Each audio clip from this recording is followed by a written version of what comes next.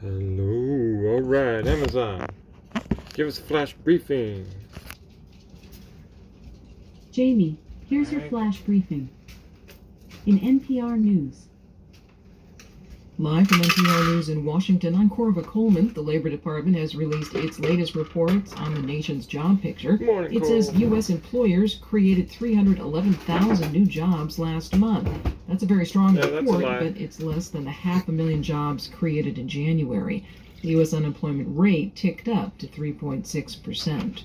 The head of the European Commission will be visiting the White House today for talks with President Biden. As NPR's Franco Ordonez reports, electric vehicles and Russia's ongoing war in Ukraine are expected to be among the major topics of discussion. The meeting with Ursula von der Leyen is one of several Biden has held in recent weeks with European leaders around the anniversary of the Russian invasion of Ukraine. Senior administration officials say the leaders will check in on their ongoing support of Ukraine, but a large focus of their conversation will be on economic issues, and that's where things are a bit more complicated. Biden and von der Leyen hope to launch negotiations over an agreement focusing on critical minerals that go into electric vehicles. The agreement is intended to ease European concerns over Biden's Made in America policies and his climate legislation that officials have warned could hurt European economies. Franco Ordonez, NPR News, the White House. Heavy rain is falling on parts of California as another atmospheric river batters the state.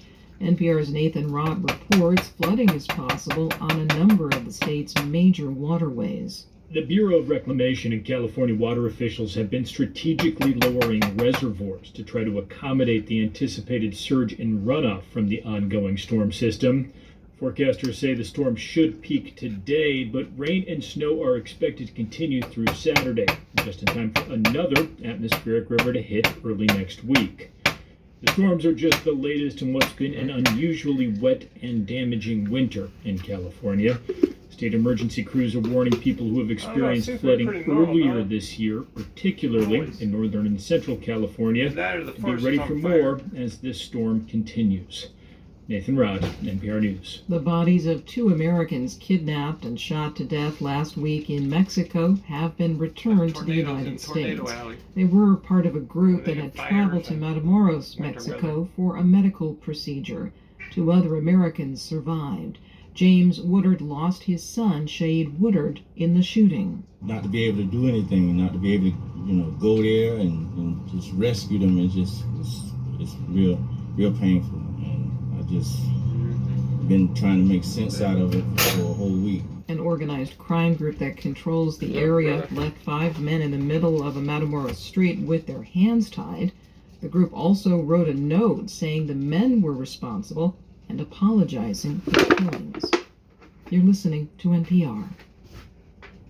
Authorities in Hamburg, Germany say at least 6 people were killed in a shooting last night at a Jehovah's Witnesses congregation.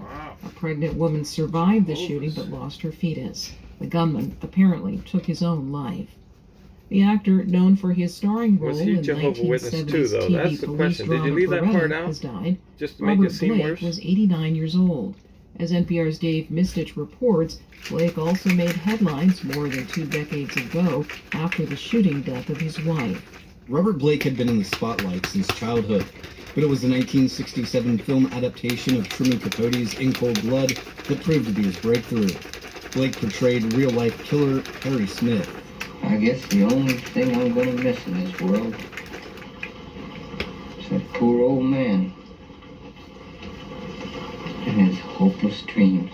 Blake was arrested and charged in the May 2001 killing of his wife, Bonnie Lee Bakley, outside a Studio City, California restaurant.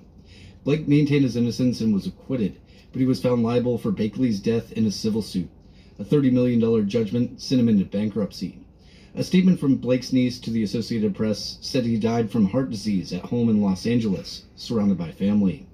Dave Mistich, NPR News. Senate Republican leader Mitch McConnell remains hospitalized in Washington, D.C. He's being treated for a concussion. The 81-year-old fell on Wednesday night while attending a private dinner at a city hotel. A spokesman says that McConnell is under observation. I'm Corva Coleman, NPR News. What's happening with NPR Podcasts? More identity. Skip. More perspectives. The more of the world that you hear, Skip. What you In call it? NASA news, la NASA y la Agencia Espacial Canadiense CSA por sus siglas en inglés, anunciaron los 4 astronautas que se aventuraron a los alrededores de la Luna. El anuncio se dará durante un acto que se celebrará a las 11 a.m. EDT, 10 a.m. CDT, del lunes 3 de abril en el campo Ellington del Centro Espacial Johnson de la NASA en Houston. NASA and CSA, Canadian Space Agency, will announce during an event at 11 a.m. EDT, 10 a.m. CDT on Monday, April 3rd, from NASA Johnson Space Center's Ellington Field in Houston, the 4 astronauts who will venture around the moon. Traveling aboard NASA's Orion spacecraft during Artemis II, the mission is the first crewed flight test on the agency's. The Biden-Harris administration Thursday released the president's budget for fiscal year 2024, and it will allow NASA to continue exploring the secrets of the universe for the benefit of all through Artemis, the Mars sample return mission, So and you other can efforts. funnel money through it? Is that what it is? NASA and SpaceX are targeting 8:30 p.m. EDT Tuesday, March 14th, to launch the company's 27th commercial resupply mission to the International Space Station. Amazon. Liftoff will be from Launch Complex Amazon. 39. Off. Amazon. Tell us a joke. Could use a joke this morning. Why did the cow do jumping jacks? Why did the cow do jumping jacks? She was practicing her calisthenics. Wow. Oh, okay. Well, cool. Good day.